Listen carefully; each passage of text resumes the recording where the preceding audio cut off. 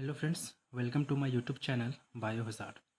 तो आज के इस सेशन में हम लोग देखने वाले हैं सीडीपी का सबसे important topic right to education act 2009 यानी शिक्षा का अधिकार अधिनियम। इसमें से सबसे इम्पॉर्टेंट टॉपिक है ये, ठीक है। जेटेट एग्ज़ाम के लिए इसमें से कुछ कुछ बातें जो आप लोग को जाननी ज़रूरी है, जो कि एग्ज़ाम के पॉइंट ऑफ व्यू से बहुत ही ज़्यादा इम्पॉर्टेंट है और आने के चांसेस बहुत ही ज़्यादा है। तो ज़्यादा डीपली हम लोग चलेंगे नहीं, बस इसका इन्फॉर्मेशन जो कि ज़रूरी है वो हम लोग देखते जाएंगे। ठीक है, चलिए स्टार्ट करते हैं। आरटीई एक्ट 2009 यानी कि बच्चों को निःशुल्क एवं अनिवार्य शिक्षा का अधिकार अधिनियम 2009।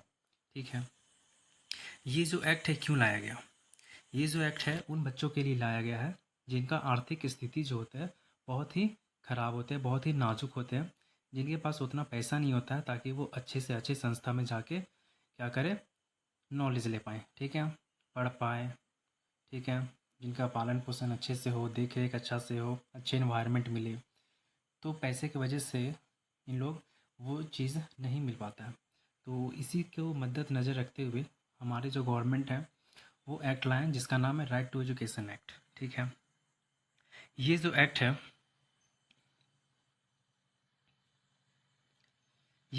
है, ये संसद के द्वारा पारित किया गया 2009 में। ठीक है, आप लोग याद रखिएगा और लिखते जाइएगा। ये जो एक्ट है संसद के द्वारा कब पारित किया गया? 2009 में। और इसको लागू जो किया जस्ट एक साल के बाद, यानी कि 1 अप्रैल 2010 को इस एक्ट को क्या किया गया? लागू किया गया। ठीक है, और इस सबसे इम्पोर्टेंट बात ये है कि इसको फंडामेंटल राइट के अंडर रखा गया। फंडामेंटल राइट के अंडर यानी इस आर्टिकल में आर्टिकल नंबर 21 का ए में इस एक्ट को रखा गया। ठीक है, ये कब रखा गया? 86 कॉन्स्टिट्यूशनल अमेंडमेंट 2002 को। ठीक, 86वां संविधान संशोधन अधिनियम 2002 के द्वारा इस शिक्षा को मौलिक अधिकार बनाया गया। कौन से आर्टिकल के अंडर? आर्टिकल 21 का ए। ये इंपॉर्टेंट पॉइंट है, इसको आप लोग नोट कर लीजिएगा। ठीक है, और आर्टिकल 21 ए क्या बोलता है? आर्टिकल 21 ये हमें ये बोलता है कि जितने भी बच्चे हैं 6 से लेके 14 वर्ष तक, ठीक है, 6 से 14 वर्ष के बीच में जितने भी बच्चे हैं वो सभी बच्चों को निःशुल्क और अनिवार्य शिक्षा मिलने का अधिकार है। ठीक है, फ्री और कंपलसरी एजुकेशन वो लोग को मिलना चाहिए। ये हमारा बोलता है आर्टिकल 21 का ए। और भी कुछ प्रावधान दिए गए हैं जैसे कि आर्टिकल 45 जो कि किसके अंडर आता है? डीपीएसपी के अंदर। ठीक है, इसमें ये बोला गया है कि 6 साल तक किसी बच्चे का, ठीक है, 6 साल तक जितना भी उसका जो है हेल्थ केयर हो गया, एजुकेशन केयर हो गया और चाइल्डहुड केयर हो गया, ये सभी का रिस्पॉन्सिबिलिटी कौन लेगा? गवर्नमेंट उठाएगा। ठीक है, ये हमें बोलता है आर्टिकल 45। और एक और आर्टिकल है जिसको हम लोग बोलते हैं आर्टिकल 51 ए। इस आर्टिकल में ये बताया गया है कि माता पिता जो है, ठीक है, पेरेंट्स जो हैं, उनका सबसे इम्पोर्टेंट राइट है कि 6 से 14 वर्ष के बच्चे, उनके जो बच्चे होंगे उनको शिक्षा दिलाएं। ठीक है, माता पिता का कर्तव्य है कि वे 6 से 14 वर्ष के बच्चों को शिक्षा दिलाएं। ये हमारा बोलता है अनुच्छेद 51 ए। तो ये जो तीनों आर्टिकल हैं आप लोग इसको अच्छे से समझ लीजिए। आर्टिकल 21 का ए, फिर दूसरा आर्टिकल 45 और एक आर्टिकल 51 ए। ये तीनों आर्टिकल सबसे इम्पोर्टेंट है। ठीक, इसी तरह से क्वेश्चन पूछेंगे। ठीक है, टू द पॉइंट। इसमें से कुछ प्रमुख उद्देश्य हैं, जैसे कि पहला उद्देश्य ये बताया है कि यूनिवर्सल एलिमेंट्री एजुकेशन, ठीक है, सभी बच्चों के लिए अनिवार्य शिक्षा। ठीक है, सरकारी संस्थान वगैरह खोले गए हैं गवर्नमेंट के द्वारा, उन सभी में जितने भी बच्चे हैं, जितने भी वर्ग के, सभी को शिक्षा दिया जाए। दूसरा पॉइंट ये बोलता है सभी बच्चों को शिक्षा का अवसर प्रदान करना चाहिए।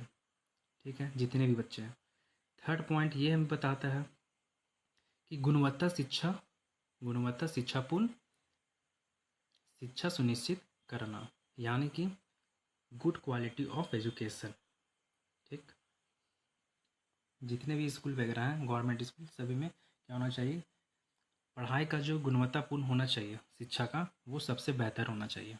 ये नहीं कि अगर सरकारी स्कूल है तो किसी भी तरह से पढ़ा के निकल जाएगा मास्टर, नहीं, ऐसा कुछ नहीं।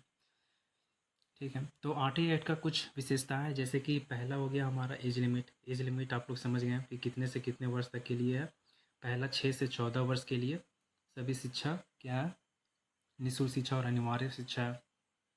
फिर उसके बाद 6 साल तक जितने भी बच्चे का हेल्थ केयर, एजुकेशन केयर, ठीक है, और चाइल्डहुड केयर जितना भी है, ये सारा कौन देख रेख करेगा, सरकार देख रेख करेगा। ठीक, ये आर्टिकल कौन सा था, आर्टिकल 45। ओके, ये हमारा हो गया एज लिमिट। अब दूसरा क्या है, दूसरा है फ्री एजुकेशन। ठीक है, फ्री एजुकेशन यानी कि सरकारी विद्यालयों में कोई भी शुल्क नहीं लिया जाएगा। वैसे बच्चे जिनका आर्थिक स्थिति नाजुक है वे सभी शिक्षा लेने के योग्य है। ठीक है, इसमें कोई बाधा, कोई कुछ नहीं कर सकता है। ठीक, और तीसरा पॉइंट क्या है, अनिवार्य शिक्षा यानी कि कंपलसरी एजुकेशन। हर बच्चे को एजुकेशन क्या है, कंपलसरी है। ये उनके माता पिता पर भी निर्भर करता है कि वो 6 से 14 वर्ष के बच्चों को क्या करें, शिक्षा दिलाएं। ठीक है, चौथा पॉइंट ये है कि गांव के आसपास ही क्या होना चाहिए, सरकारी स्कूल वगैरह होना चाहिए, जिससे क्या हो कि बच्चों को ज़्यादा परेशानी ना उठाना पड़े।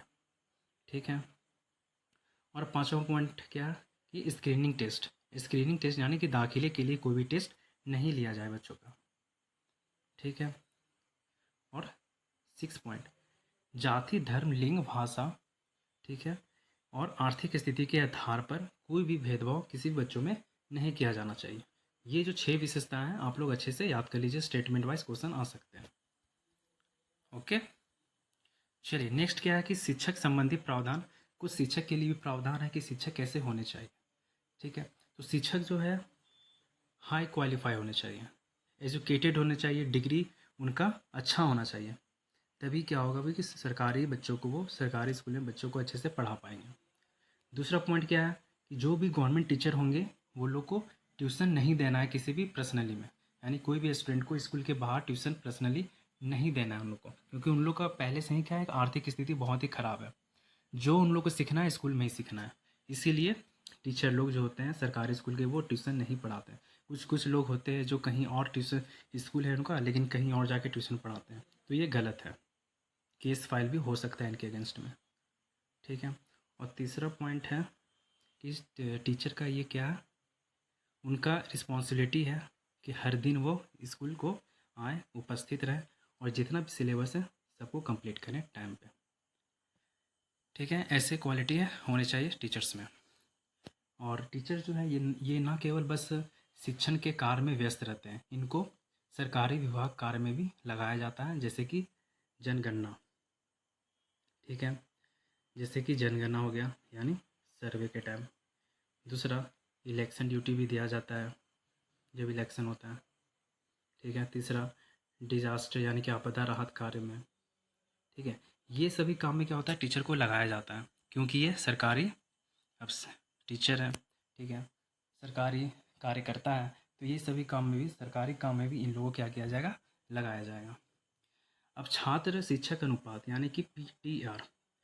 पीटीआर जो होता है प्राथमिक स्तर पे कितना होता है, 30:1 यानी कि 30 बच्चा पे एक टीचर। और उच्च प्राथमिक स्तर पे क्या होता है, 35:1 यानी कि 35 बच्चा पे एक टीचर। आप लोग ये दोनों याद रखिएगा, एक प्राथमिक स्तर, एक उच्च प्राथमिक स्तर। ठीक है,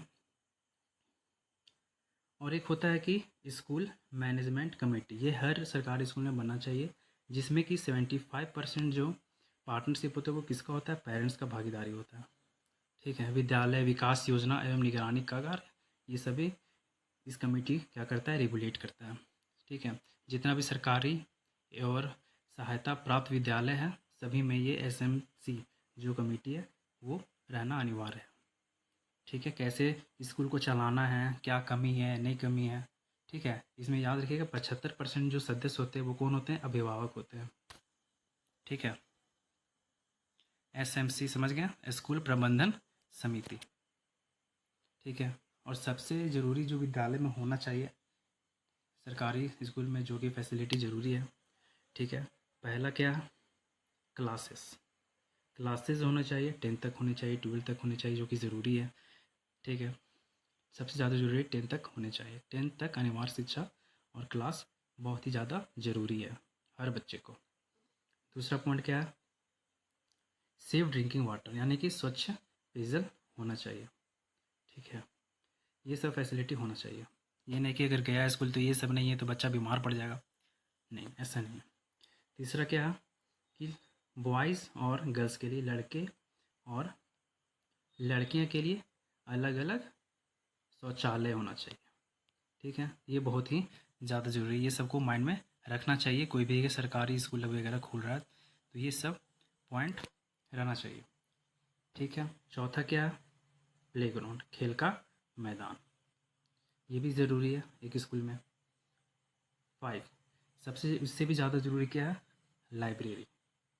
ठीक है, लाइब्रेरी, पुस्तकालय भी बहुत ज़्यादा ज़रूरी है ना।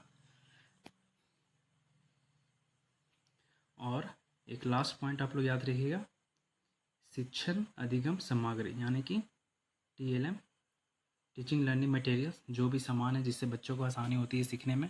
प्रोजेक्टर हो गया, ठीक है, कुछ कार्ड्स वगैरह हो गए, कुछ वैसा मतलब मटेरियल जिससे बच्चों को आसानी हो पढ़ने में, इमेजेस हो गए, ये सभी सारी चीज़ रहना चाहिए। ठीक है, खेलने का सामग्री हो गया, ये सभी रहना चाहिए। ठीक है, तो ये रहा पूरा आज का RTE एक्ट का सबसे इम्पोर्टेंट पॉइंट।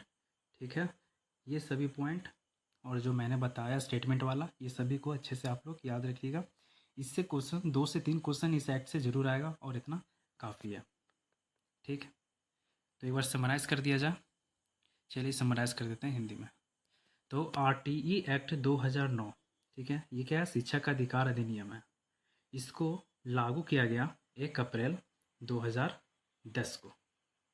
ठीक, इसको अनुच्छेद 21A में रखा गया। कौन सा आर्टिकल, आर्टिकल 21A में। इसमें क्या बताया गया, 6 से 14 वर्ष के बच्चों को शिक्षा का क्या है, मौलिक अधिकार है। ठीक, और ये जो है किस संविधान संशोधन में किया गया, 86वां। ठीक है, 86वां संविधान संशोधन 2002 के द्वारा शिक्षा को मौलिक अधिकार बनाया गया। इसमें सबसे इम्पोर्टेंट बात यह है कि बच्चा का कम से कम कक्षा यानी कि क्लास 1 से लेके 8 तक लागू करना, कम से कम 1 से 8 तक ये लागू होता है 6 से 14 वर्ष के बच्चों के लिए। ठीक है, फिर 5वां पॉइंट क्या है कि एडमिशन के टाइम में कोई भी स्क्रीनिंग टेस्ट क्या होगा, नहीं लिया जाएगा। हर बच्चे को एडमिशन वहाँ पे लिया जाएगा। ठीक है, और उसके बाद नेक्स्ट पॉइंट क्या है कि SMC यानी स्कूल मैनेजमेंट कमेटी, इसमें 75% का जो पार्टनरशिप होगा किसका होगा, अभिभावकों का होगा, यानी कि पेरेंट्स का होगा। ठीक है, ये हो गया। फिर उसके बाद हम लोग देखते हैं कि टीचर्स जो होते हैं उनका योग्यता वाले होने चाहिए और उनका निजी ट्यूशन नहीं चलना चाहिए। ठीक है, PTR यानी कि उच्च प्राथमिक स्तर के लिए PTR जो रेशियो था वो कितना था, 35:1 था, और प्राथमिक स्तर पे 30:1 था। ठीक है, अनुच्छेद 45 क्या बोला था कि 6 वर्ष तक जितने भी बच्चे हैं सभी को चाइल्डहुड केयर, हेल्थ केयर और एजुकेशन केयर मिलना चाहिए। ये हमारा DPSP के अंडर आता है। ठीक है, फिर आर्टिकल 51 का ये बोला था कि पेरेंट्स जो होंगे उनका ये कर्तव्य है, उनका ये रिस्पॉन्सिबिलिटी है कि 6 से 14 वर्ष तक के अपने बच्चों को शिक्षा दिलाएं। ठीक है, तो ये रहा RTE एक्ट 2009। तो नेक्स्ट क्लास में हम लोग दूसरे एक्ट के बारे में जानेंगे। ठीक है, तब तक के लिए थैंक यू।